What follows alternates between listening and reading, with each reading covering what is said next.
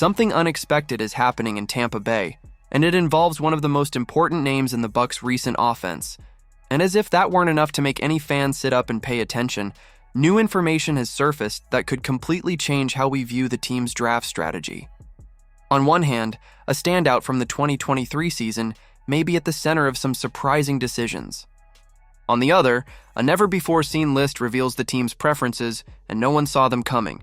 There's a lot happening at once, and every detail could say a lot about the team's future. So don't miss a beat, drop a like, and let's figure out what might be behind these moves. Looks like things are starting to heat up in Tampa Bay, and not just because of that Florida sun. Word on the street, straight from Adam Schefter no less, is that Bucs running back Rachaad White might be on the move during the NFL draft weekend. Yep, the same guy who carried the offense on his back in 2023 with over 1,500 yards from scrimmage is now being floated as potential trade bait. Why the shift? Well, it seems like the Bucs' backfield is getting a little crowded. White's still on his rookie deal, which wraps after this season, and after being the main man 2 years ago, his role took a bit of a hit in 2024.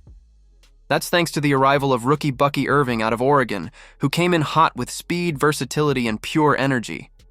The Bucs couldn't keep him off the field, and that naturally cut into White's touches and production. Tampa hasn't made anything official about shopping White, but remember the Cowboys? Yeah, they were sniffing around at the trade deadline last year, and they still need help in the backfield. So don't be surprised if they circle back and kick the tires on a potential deal. With this draft class loaded at the running back position, and White due for a payday soon, Tampa's front office might be weighing whether to cash in now rather than risk losing him for nothing later. Plus, with Irving on a cheap rookie deal and looking like the future, the math kind of adds up. No guarantees anything goes down, but don't sleep on this one. White's situation is definitely a storyline to watch as draft weekend unfolds. So, what do you think does this move involving one of the offense's pillars make sense for Tampa? Drop your thoughts in the comments. Now get ready, because the next piece of info might surprise you even more. A brand new exclusive ranking reveals some very unconventional choices for the draft. Alright, Bucs fans, PFF just dropped something pretty wild, and it's got draft season buzzing in Tampa. Forget your typical big board rankings, because this new tool from Pro Football Focus is like your favorite playlist custom built just for you. They've crafted team-specific draft boards based on each squad's scheme, style, needs, and preferences, and the Buccaneers version, it's got a few surprise headliners that'll make you raise an eyebrow. So, let's dive in.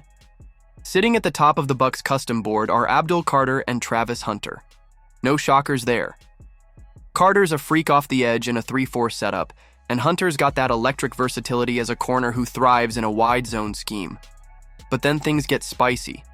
Jihad Campbell, Jalen Walker, and Donovan Azurewaku round out the top 5. Not exactly the names you'd expect to see that high if you've been living on consensus boards, but for the Bucs, it tracks.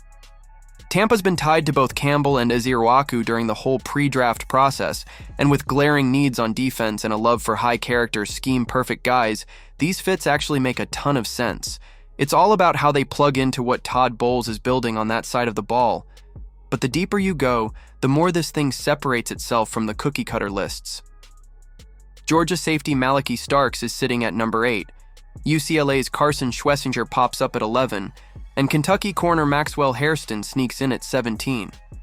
On the flip side, some so-called top-tier prospects got the cold shoulder from Tampa's tailored view.